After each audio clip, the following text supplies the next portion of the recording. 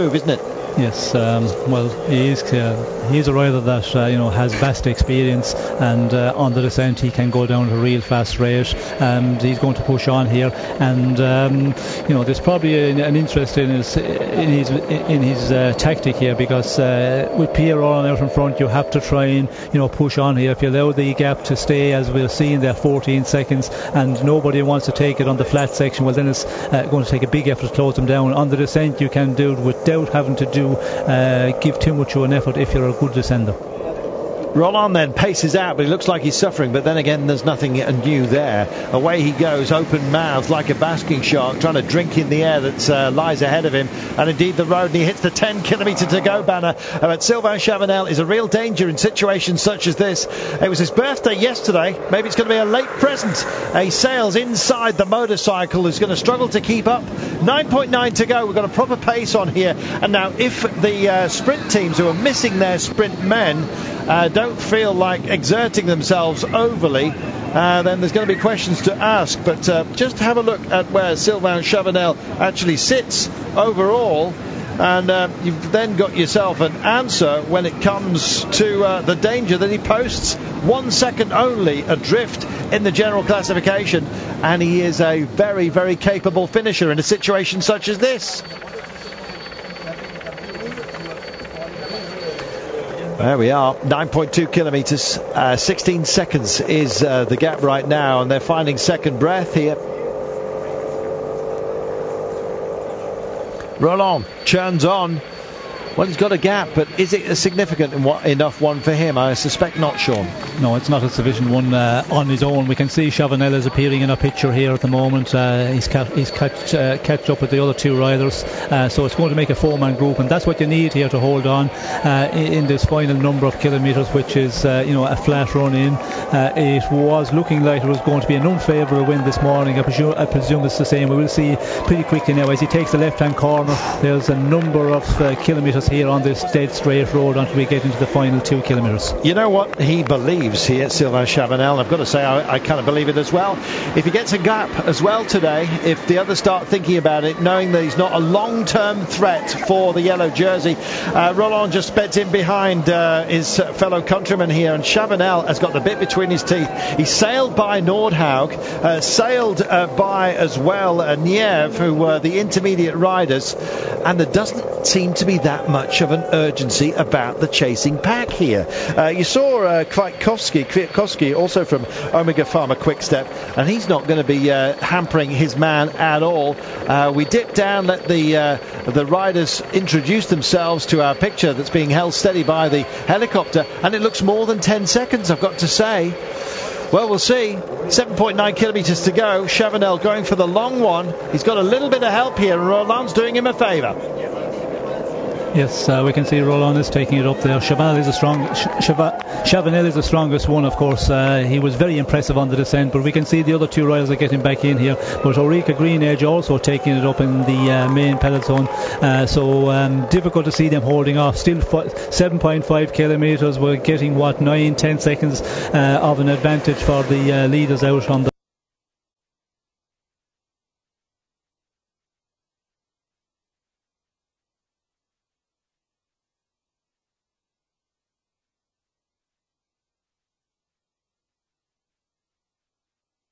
equation. They feel that they have a chance here to go for a stage victory, and they are the team who has the riders in the front at the moment. We can see there's at least 5-6 of the riders. They are very much to the fore of the main peloton. 6.5 kilometres to go. It could be party time for Orica Greenedge. We'll see whether it turns out for them. These four have mustered themselves. They've got 9-second gap. I think it's possibly just a little bit less than that right now. Pierre Rolland, Nieve, Chavanel, Nieve in the orange, Pierre Rolland in the polka dot jersey here. We have as well, of course, Sylvain Chavanel. There he is at the front with the blue shoulders. And also joining in the fun here is Lars Peter Nordhaug from Belkin. Nordhaug is a very, very powerful rider. And it might well be that, there's Tommy Vogler at the back, meerkat style, just having a look up on his pins. It's not going to be his day today. I think it might well be. You know what? The world champion is here, and Philippe Gilbert, well, he's got the legs on these kind of days. I think the ideal situation for Gilbert would be if he'd taken those rainbow hoops on his white jersey up alongside Sylvain Chavanel of Omega Pharma Quickstep. That would have been something. That would have been a pairing. 5.4 to go, and they're holding station at 9 seconds. I think the group are just waiting here. Yes, I think there's still sufficient time. 5.3 kilometres to finish. They can be closed down in the end.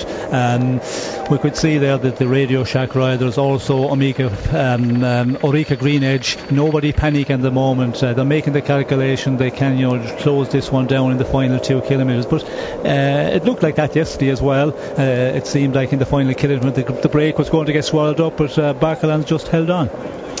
Very much did. So there you are, the 5 kilometres to go marker, and this is the business end of the day. Wow, heading into town and past the airport, not long to go.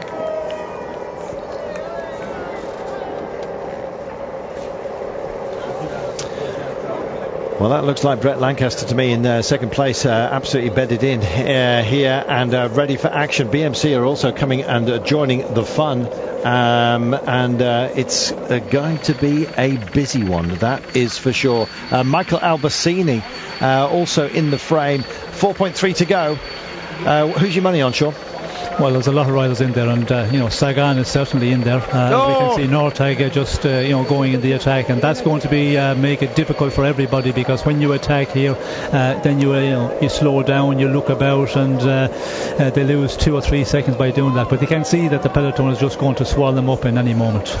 Well, they kept the water away from them. They may well have given them a spray to actually go through if it had been a particularly hot day, but the clouds come here, and Chavanel looks like he's chugging. Norhout had a roll of the dice, but the power train is starting to build behind them here.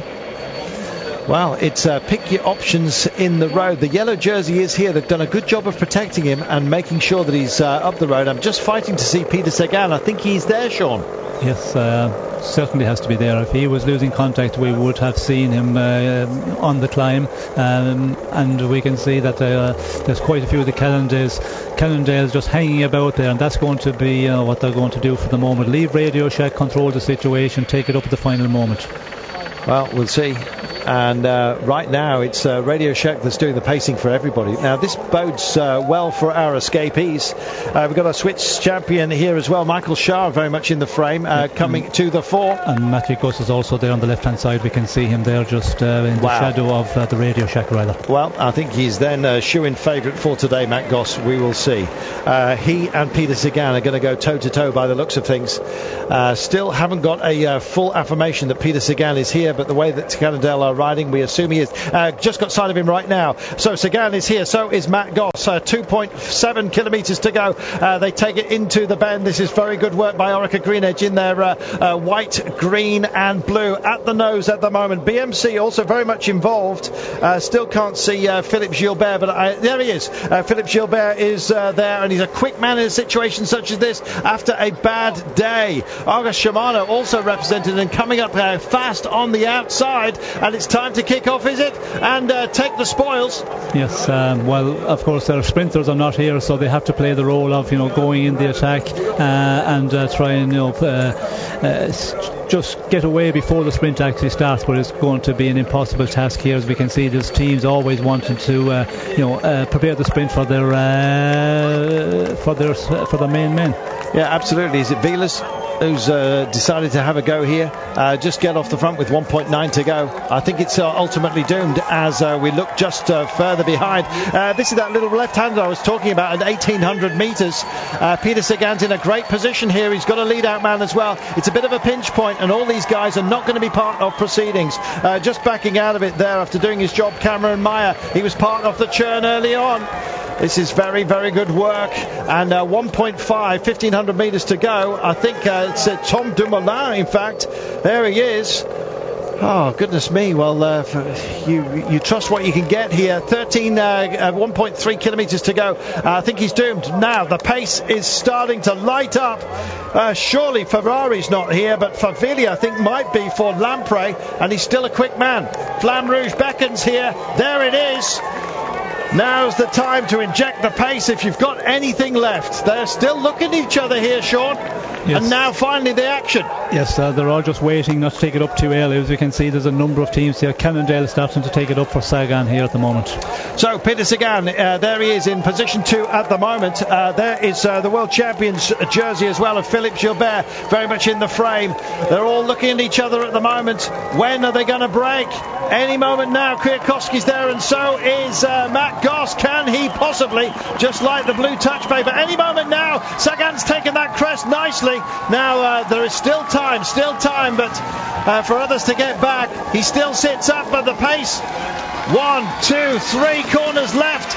Anything left? If you've got it, you better deliver right now. As we see, Gerrans there in second position, being led out by one of the Ulrika riders. So Simon Gerrans with his little triangular visage tries to hit it. So does the world champion Philippe Gilbert. Sagan, has he recovered sufficiently? And Sagan shows his face right now. He's over at the left-hand side of the road. Oh, and I think he might just have got beaten there. That was unbelievable stuff at the line. Photo finish yet again today. And I think Orica Green Edge have actually made this their own, Sean. Yes. That was so tight. Yes. Gerrans.